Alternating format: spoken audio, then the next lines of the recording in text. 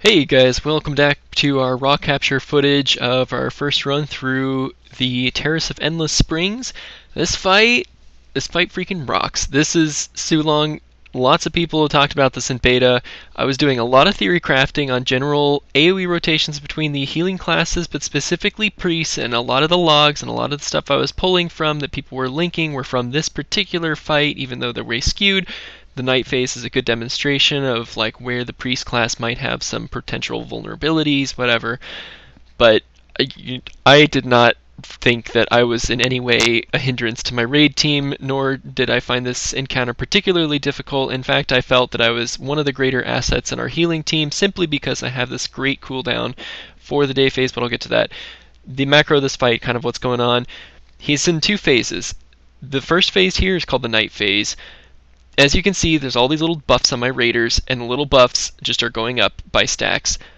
We found that the best way to reset these stacks is kind of around the 12-second-ish mark. The way you reset the stacks is you jump in this beam of light that keeps coming down out of the sky.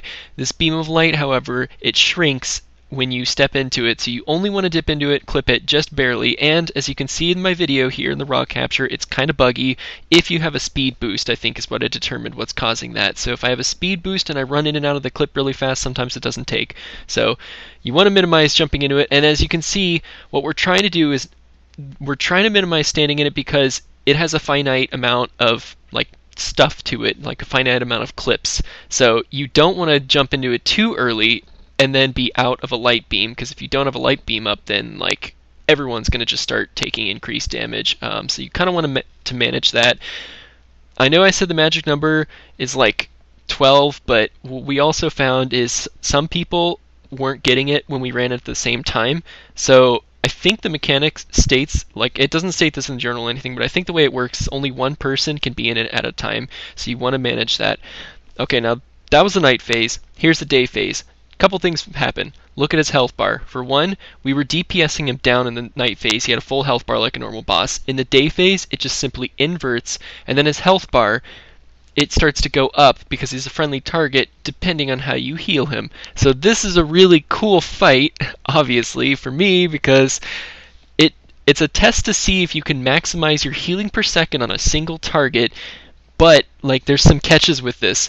I mean, if you've seen the Dreamwalker or experienced Dreamwalker in Wrath of the Lich King and the Icecrown Citadel raid, it's a lot like that. But be honest, back then classes were not as balanced like the healing classes. So as a priest, I never really got to do a whole lot of the portal duties because I was like the shittiest class for it. And number two, mana just wasn't an issue back then. Like, you had an unlimited mana bar, so you could just sit there and spam like your expensive heals. In this phase, there is a mana regen mechanic, but you can't get away with spamming your expensive heals. So not only is it you need to maximize your amount of healing per second in this phase, but you also need to maximize your burst. And here's the burst mechanic.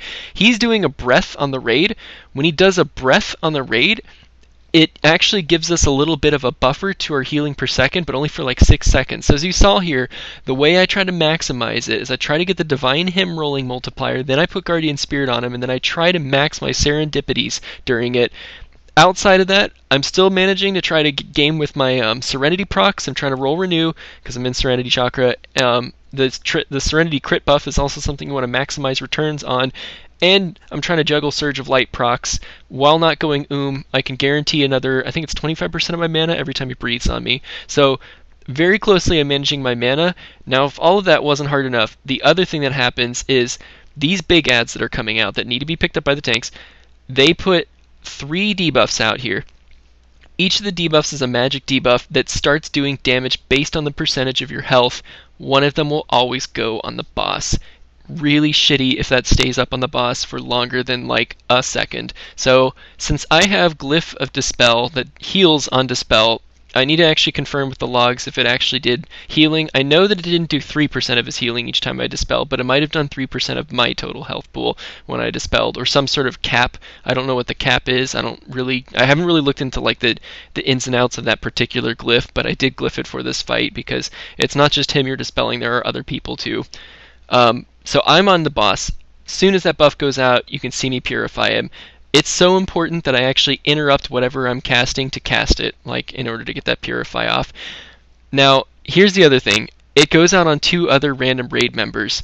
That's why we're 3 healing this fight. We actually have just come off of a series of attempts where we were 2 healing it, and we were trying to mass dispel that buff off, because we figured that, you know, to maximize our overall raid DPS plus healing, we have a boomkin that swings heals. So having him swing into the level 90 talent that allows them to like be a makeshift healer for 45 seconds would be super beneficial only for that one phase, and then he's really unnecessary to be doing healing for the other phases. It's largely redundant, but we just flip back for 2 reasons. For one, that dispel. The other thing that the other raiders are doing, like I'm a healer in the day phase, so I'm obviously healing the boss, but the other raiders are taking care of some other ads. 4 ads come from the corners and they come inwards, and like not only that, but the tank is dealing with an ad that when he dies spawns these little guys that do fears. All of these ads need to sort of be like clustered up and tanked facing away from the raid in front of the boss. There is still like outgoing raid damage going out, and these ads, the quicker they go down, the better managed that will be. So you want to like maximize the DPS there, but you also are coming into that phase where the healers need to be healing the boss, and they really can't be messing around with the other people. And that debuff, it's on 3 different targets. If you miss a mass dispel and people are running out to the corners to like get these mobs, as you can see here, then you didn't dispel it correctly, and you're wasting more like time trying to like chase them down and dispel them or do whatever it is that you need to dispel them. If you have 3 healers, one's always on the boss, one always gets one raider, one always gets the other raider, and you can always go top down, bottom up, and just quickly dispel those instantly. The faster you dispel them, the better, because they are a health percentage multiplier, and that will lessen the overall raid damage, which means more healing on the boss theoretically. Now, I think priests are the best for this, obviously, because Guardian Spirit. Just take my word for it and don't do this fight as discipline, and you should down them after some coordination. Apart from the very basic tank swapping and the don't stand in the big circles that fear you, this fight's pretty easy. This is one of the few fights where I think it is acceptable to link your EP and to try to rank on World of Logs, because the encounter is dictated by your healing per second.